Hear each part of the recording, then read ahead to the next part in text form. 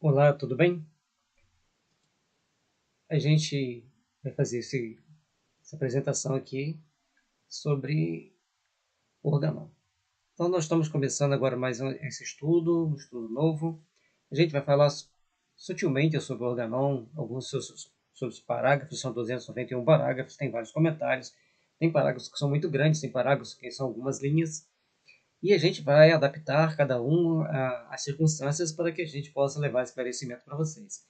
Aqueles que quiserem conhecer mais a homeopatia, tem aqui o site csterapias.com.br, onde você vai encontrar mais informação a respeito do assunto. Então, a gente está fazendo os nossos comentários exatamente em cima deste livro, O Organon da Aspora de Samuel Hahnemann, só que ele é comentado. Todos os parágrafos são comentados e escritos no português moderno.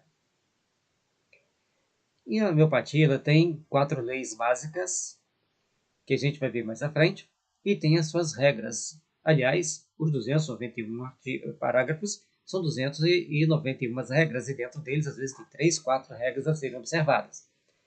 Essa aqui a gente chamou de primeira regra da homeopatia, ou primeira lei, como as pessoas queiram. Aliás, a lei aqui nós colocamos 00. Então, o organão está comentado à luz das leis do amor, as leis da solidariedade e também da drenagem miasmática. E aí, entender a drenagem miasmática é muito importante e entender as regras da homeopatia também é muito importante.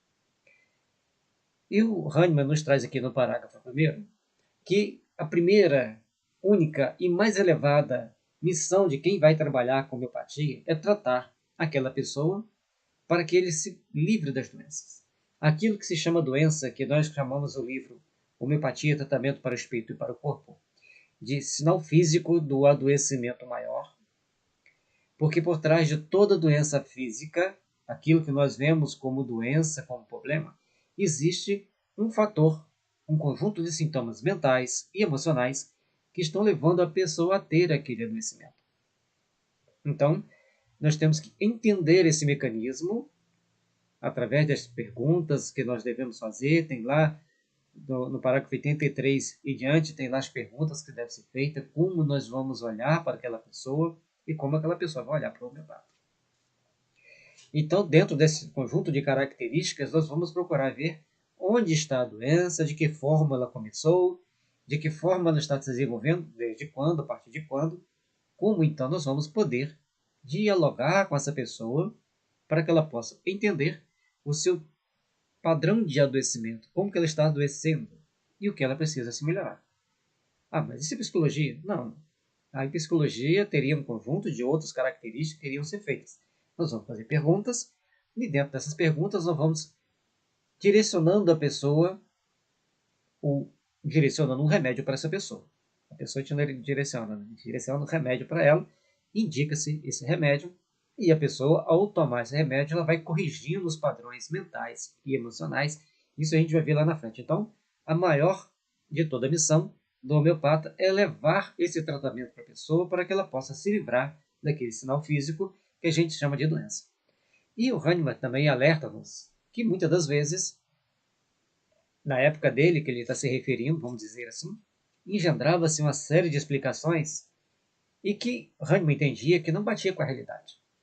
Então, porque as pessoas tentavam achar lá no âmago do corpo físico uma doença que Hahnemann entendia que ela estava nas nossas energias psíquicas, nessa energia que está oculta aos nossos olhos, mas é revelada a partir do momento que a pessoa vai se descrevendo, vai relatando os seus problemas.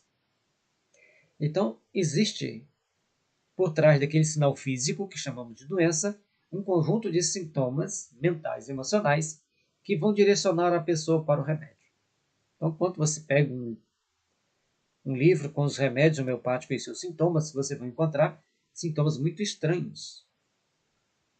Por exemplo, o ferro metálico ele tem cisma de passar em ponte. Agente nítico não passa em ponte, passarela de adulto. Ele dá uma volta enorme para poder atravessar no chão e vai evitar passar em ponte, passarela. Se ele tiver que passar, ele vai criar todo um ritual para que ele possa passar ali. E alguns nem passam, buscam outro caminho. E assim a gente vai vendo que tudo tem um conjunto de situações que nós temos que procurar observar, não tentar dar explicações demais para aquela pessoa que está ali. Ele não vai entender.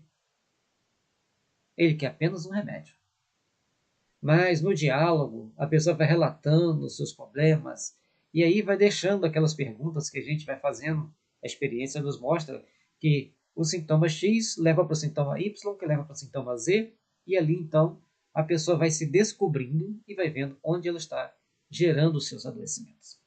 Por isso, a importância da gente estudar a homeopatia, a importância da gente acreditar naquilo que está sendo colocado dentro da homeopatia. E o parágrafo é todo comentado, conforme está aqui. Então a gente vai mostrando que a verdadeira causa dos adoecimentos são sutis, estão nos corpos sutis, que as pessoas chamam vulgarmente de alma. A gente chama de corpos sutis, na doutrina espírita chama-se de perispírito. E Barbara Embrena, uma física norte-americana, ela faz a descrição desses corpos sutis.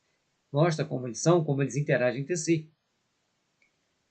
E então, qual o objetivo de um homeopata? Deve ter a responsabilidade de ajudar as pessoas a restituírem a saúde, escolhendo o remédio homeopático mais adequado. E a partir dali, ele vai tomando consciência de onde ele está errando, onde ele precisa se corrigir e o que ele precisa fazer para se adaptar a uma nova realidade. Então, o comentário desse parágrafo, conforme nós dissemos, Hahnemann traz para a gente que a saúde humana da época dele, e também da nossa época, encontra muitas dificuldades. Porque muitas das vezes, tudo é direcionado para a parte material. Nas medicinas tradicionais orientais, indiana e chinesa, normalmente as pessoas já entendem que as doenças estão em nível sutil, estão em nível psíquico. Deepak Chopra ele relata que a partir do momento que ele foi conversar com os parentes dele na Índia, ele vive nos Estados Unidos, e eles mostraram para ele que era assim que eles tratavam. Era assim que eles resolviam os problemas de saúde das pessoas, conversando e encontrando aquele ponto sutil, aquele ponto que você às vezes nem percebia, mas é aquele que você tem que olhar. Então a gente olha para cá, mas esquece de olhar para o centro, para nós mesmos.